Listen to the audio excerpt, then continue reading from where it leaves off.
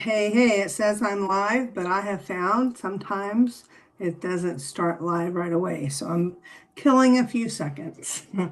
Today's topic is, what does poor retention actually cost you?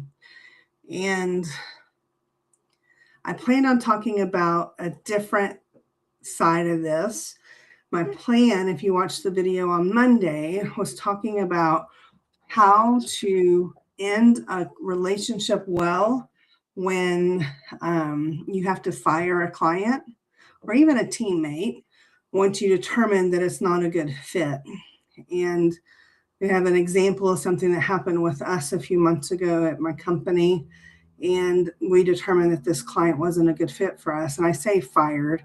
It wasn't like, oh, you're fired. It was like, you're just not a good fit. We're not a good fit for you. You need something different than we can provide. And we want you to get what you need. And so I'll do that topic another time. But today, what's top of mind is even when you do all the things right, sometimes somebody still leaves. And today I want to talk about it from the team point of view.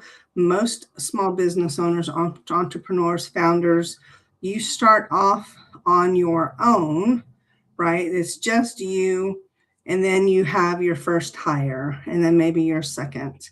And so if you're building a team, this is for you. Or if you want to build a team, this is for you. One of the things that I am most thankful for is my team. And I have had some people that have been with me for years, literally. And I take my responsibility as the head ninja, company named Your Admin Ninja. I take my responsibility as their mentor, as their leader, as the guide of the community, the person directing things. I take that responsibility really seriously. One of the things that I do that I don't have to be the one to do is payroll. Every week, I love to do payroll because it reminds me that what I have created has now allowed other people to provide for themselves and their family.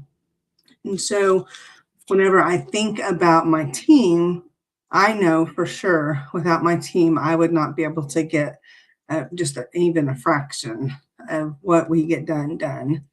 I remember one of the companies I worked for years ago, my boss was Scott Hansen, and he was the VP GM of the company. And I learned so much about what it meant to be a boss from him. And Scott, if you're watching this, because we're connected on LinkedIn, hey, I'm still wearing hats to work. It's a thing. I remember one of the funniest things.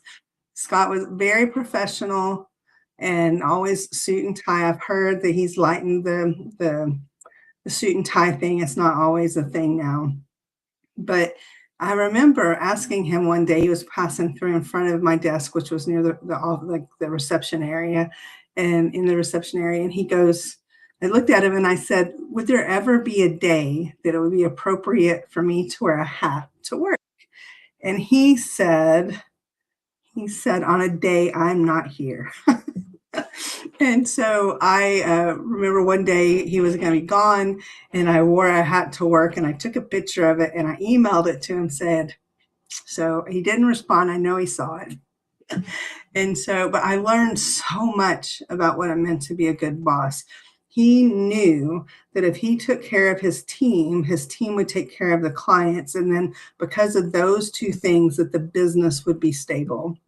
And so the cost of losing an employee or a contractor or somebody you've been working with for years, it's a lot. I mean, so I'm going to give you an example. There's a woman that's going to be leaving working for us. She's been with me for 4 years, and I just found out Monday, and today's Wednesday. And I'm still processing. It's really a lot, and I'm so proud of her. Oh my gosh, I am so proud of her.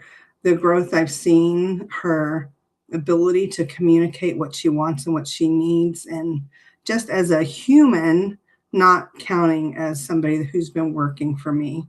And so I kind of feel like I know I'm not her mom. I know she has a mom. I know she has a family, but I kind of feel like I'm releasing this person, this human that I had been entrusted to mentor and guide and connect with after over 4 years of like she's going to fly out on her own. And that feels so good to me because I know I made an impact in her life. And I don't believe she's going to be gone completely. She's still going to be working some on projects that she can. So I'm still processing all this, but that got me thinking, what happens if you have somebody that's been working for you for 2, 3, 4 years, or even 6 months, and they know things like we are pretty good at documenting processes now. When we do anything more than once, there's supposed to be a process and an SOP attached to where we know if somebody leaves, the person that's going to pick up after them can go in and watch the video or the training and be able to pick it up the next day. And so for most of the projects, that's covered because we have a system in place for that. But most small business owners, entrepreneurs, founders don't. And so I'm highly aware that having these processes in place is really important. And I'm not super great at that. We actually had a woman that had been working with us for a couple of years, and she retired last year. And she was really important to the success that we're having now is due in part largely because of her coming in and helping us set up the systems that we really needed. But the things that are in the woman that's leaving, the things that are in her brain that nobody else knows, that she's just been doing it for so long, I can literally send her a message and say, hey, can you do blah, blah, blah? And she would say, I've already done it, or it's in this place. Or like, because 9 times out of 10, I ask her for something to be done and it's already been done. That is a big part of what I call the code of the ninja. And that is a part of why we named the company Your Admin Ninja. When I was working for that company with Scott Hansen, another friend of mine was working there. And she asked me, we were crossing in the hall, she asked me for something. And I'm like, it's already on your chair. And she said, wow, you're just like a little ninja. And so when I created the company, that's where the name came from. And so think about the hard cost of having to retrain somebody, but also the intellectual cost of what it's going to take to, like this person that's leaving, I truly don't know that I can ever replace her. The tasks will be done and they'll be done well. We have a great team, but replacing her, I can't. That's not going to be possible. So I just want you to think about it on the front end when you're onboarding somebody. If you want to set them up for success, what are the things that you want them to feel about working for you or being a client?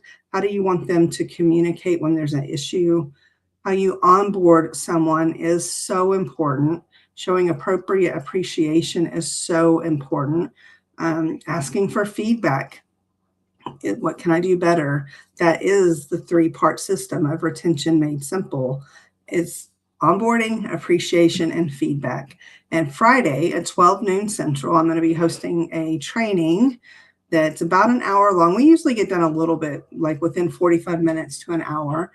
And every Friday at noon Central is when I host these. This particular time, we're going to do a quick demo. So if you've never been exposed to Retention Made Simple before, you'll get a high-level overview of what it is and some real-life examples. People that are on the call, if they're willing to, I'll ask them some questions, and I'll show how it would work in their business.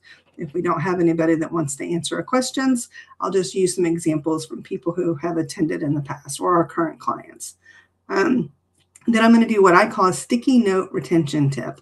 It's one tip that you can implement immediately. And this particular one is going to be talking about how you can add in retention into your company, whether it's your team or your clients, in 15 minutes a week. To where you don't have to do all the things, but once you start to do XYZ when it comes to your implementation of things, you build that in consistently, then it's going to allow that to grow, and then you can add something else and continue to add. And so if you haven't ever attended a sticky note retention note training, sticky note retention tip training, maybe now's the time. If you've already attended one and you want to come back, please come back, because each week it's going to be different, because the examples that I share for the demo are different. The topic is different. And then I'm going to actually, this week, depending on when you're watching this podcast or this video, between now and January 30th, I have a very special offer that you have to come to. I want you to come to the demo where you actually see what we're doing. And then I actually am going to be making an offer that you literally, it's the best offer I'm ever going to make for Retention Made Simple. And it's literally just for a little while. So sign up. The link below will be to sign up for the workshop if you want to get a copy of the Retention Made Simple book, which there it is right there. I'm very able to point now just a little bit. So that's it. It's available on Amazon, but you can actually get it less from me. You get a signed copy and you'll pay less than you would on Amazon. So if you want to get a copy of the book, you want to attend the training, or if you've already been watching a little bit and you want to know about the offer that I have, that's a very limited time offer, send me a message and I'll make sure you have all the information. So today, your action task is determine the cost of what it would take for you to replace your best employee or contractor or your best client. What is the cost? If they're a client and they're paying you $2,000 a month, and you have all these processes built in, you're already doing it, and then you have to replace that client, not only do you have to replace that money, but then you have to recreate all the processes. What's that going to take? It's not just the $2,000 a month they're paying. It's also all the work that goes in the backside to get them set up and going, and the potential referrals that they would have given you as well. For the employees, what's it going to cost you to train somebody new? In addition to, how do you get that intellectual IP out of somebody's brain into your systems, right? So once you have that cost in mind, I want you to think about the value of implementing a program like Retention Made Simple so you can keep your clients longer, keep your team longer, and get more referrals. And I know for sure that this works because I built my business completely on referrals. So I'm very proud I got through this without crying, because I'm really still kind of sad that the person's leaving. And Mercy, I'm so proud of her. So hope to see you Friday at noon Central. If you want to be a guest on the podcast, because I'm bringing people in a couple of times a month. If you want to be considered as a guest, let me know and I'll get you a form to fill out and we'll see if it makes sense to get you booked on the show. Have a great day. Thank you. Bye.